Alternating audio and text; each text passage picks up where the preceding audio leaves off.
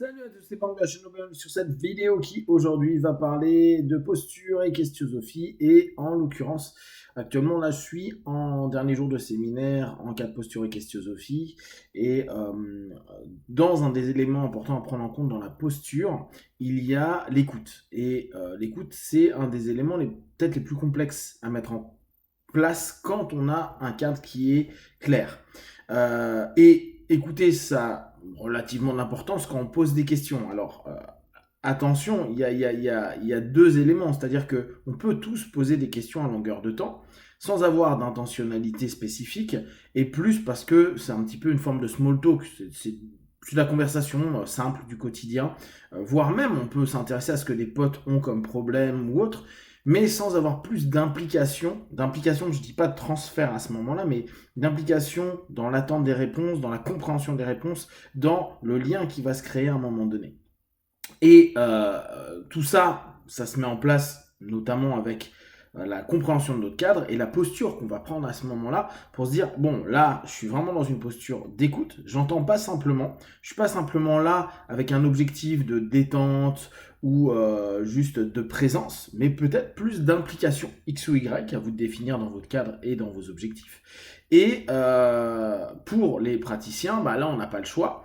On a un cadre qui est le cadre du cabinet avec toutes nos règles et donc toutes les choses qu'on accepte de faire et de ne pas faire, qu'on attend de notre partenaire et qu'on s'impose à nous, donc notre posture à ce moment-là.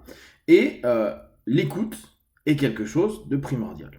L'écoute, c'est hyper important dans le sens où si on passe à côté de certaines informations, on peut orienter notre accompagnement peut-être à côté de l'élément moteur de la session en cours.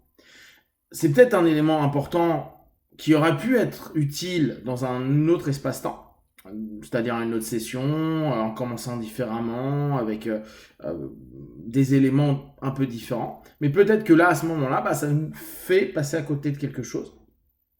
Et on ne va pas être suffisamment réceptif et enclin à accepter, percevoir et prendre en compte ce qui est dit, sans pour autant rester sur une fixation, une idée, quelque chose qui nous dit c'est ça. Ah, c'est ce point-là qu'il faut appuyer. On a, bien sûr, et c'est naturel, dans notre écoute, des voyants qui vont arriver. Tiens, ça c'est intéressant. Tiens, ça il l'a déjà dit tout à l'heure. Tiens, ça il a pris une respiration avant. Ou au contraire, ce mot-là, ça fait plusieurs fois qu'il l'utilise. Et puis là, il l'a coupé. Et puis là, il est hésitant avec le mot qui suit. Il y a un métaprogramme qui se met en place, un métamodèle qui se met en place. Qu'est-ce qui se passe? Pourquoi? Etc. Tout ça, c'est notre écoute qui est en train de vraiment se spécialiser sur des éléments à un certain moment, et ce qui va nous permettre de nous dire, ok, bon, je vais reposer une question sur tel ou tel élément, pour pas que moi je me dise, j'ai raison, c'est ça qu'il faut voir, et plutôt aller dans le sens de, ok, bon, bah en fait, ça c'était une intuition pas bonne, c'est pas bon. Intuition, même le mot est pas juste, une hypothèse. Mes hypothèses, sont fausses. Mes questions deviennent de plus en plus précises. J'attends des réponses de plus en plus précises de mon partenaire que je dois entendre, puis écouter complètement et intégrer dans la cartographie que je suis en train de mettre en place. Et à partir de là, bah, commencer petit à petit à être plus juste, parce que le questionnement, la plupart du temps, bah, il se fait un peu en entonnoir, il nous emmène dans une direction qui est justement la direction potentielle pour la session qui est mise en place, et permettre à notre partenaire, mentalisation, conscientisation, observation, prise de distance, recadrage, après il y a plein de modèles qu'on peut observer, voir et accompagner. Dans la question d'écoute, il y a un élément que parfois on ne prend pas assez en compte. Dans la posture, on a des postures internes et externes. Comme le cadre, il y a des cadres internes et des cadres externes, des macro-cadres, etc., etc. Dans la notion de la posture externe, qui va être souvent cette dynamique qu'on va avoir avec notre partenaire, nous en tant que praticiens, avec notre façon de nous comporter avec nos partenaires, Type je suis sympa ou je suis pas sympa, je suis distant, je vous vois, je tutoie, j'implique, j'aide, ou au contraire, je laisse la personne aller jusqu'au bout. Est-ce que quoi, tout ça, c'est les codes que vous allez mettre en place par votre cadre, et puis ensuite les postures que vous avez décidé de prendre en fonction. Donc ça, c'est notre posture externe. Et en même temps, on a notre posture interne. Ce que nous, on est en train de travailler, mettre en place pour optimiser la posture externe, sauf que l'un peut influencer l'autre. D'où l'attention à apporter sur potentiellement les contre-transferts s'ils deviennent excessifs ou s'ils deviennent problématiques. Si on commence à se rendre compte que, ah tiens là, on a un peu touché, c'est notre posture interne qu'on va devoir recadrer, en tout cas réexploiter ultérieurement et faire attention pour se recentrer et reprendre une posture juste vers notre partenaire. Et dans ce fonctionnement-là, l'écoute peut être parfois délicate, voire difficile, pour une raison toute simple. C'est que on a du mal, je parle nous les thérapeutes ou nous l'humain, à s'écouter. Comment peut-on devenir quelqu'un qui écoute bien si nous nous écoutons pas bien? Alors, je sais bien l'effet que ça fait. C'est très souvent, on se dit, mais non, mais moi j'écoute bien, je suis quelqu'un qui est en bonne écoute et pourtant j'ai du mal à m'écouter moi.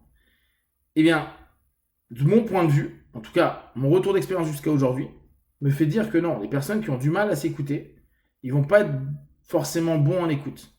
Ils vont bien entendre, ils vont avoir créé une posture une espèce de masque, donc une posture externe qui va montrer que c'est des gens qui sont dans l'écoute et qui, au bout du compte, quand justement on les écoute, on les observe pendant des séminaires ou même à des soirées entre potes, etc., des gens qui se vendent comme étant des personnes qui écoutent bien, en réalité, ils sont assez peu centrés sur eux et avec le partenaire. Ils sont énormément dans des rapports projectifs, voire quasiment que projectifs. Et pensez bien, c'est pas grave d'être projectif, c'est juste que on est dans une dynamique de se dire je maintiens mon niveau d'énergie au maximum, donc j'en dépense le moins possible. Et projeter, c'est des conclusions qu'on a tirées de plein d'éléments, c'est des raccourcis et des distorsions qu'on met en place, et donc on projette assez facilement pour se dire ah bah oui mais c'est normal tu dis ça parce que ou on donne un conseil ou plein de choses. En fait on n'est pas dans une écoute, un accueil, parce que nous-mêmes indirectement plein de fois on a cette inaptitude à s'écouter soi-même.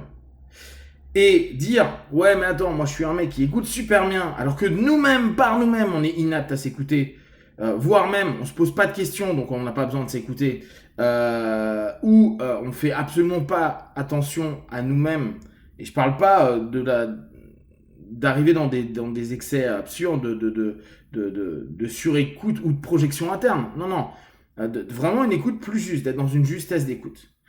Et là, ça nous permet, nous, d'avoir un travail en tant que praticien et d'humain sur nous-mêmes, à nous dire quelle est l'écoute la plus juste pour moi, sachant que, bien sûr, on aura des moments où on s'écoute bien, des moments où on s'écoute moins bien, il y a des moments où on va juste s'entendre, il y a des moments où on va juste se fuir, parce qu'on n'a pas envie d'entendre tout ça, ni d'écouter, ni quoi que ce soit, donc on coupe, et on peut aller dans une hallucination négative de « j'entends rien, je vois rien, fous-moi la paix moi-même ». Et dans cette idée-là, c'est juste se dire « bah ouais ». On n'a pas forcément toujours des capacités d'écoute juste parce que parfois, nous-mêmes, on a du mal à s'écouter ou on ne veut plus s'écouter parce que des raisons de vie à un moment donné.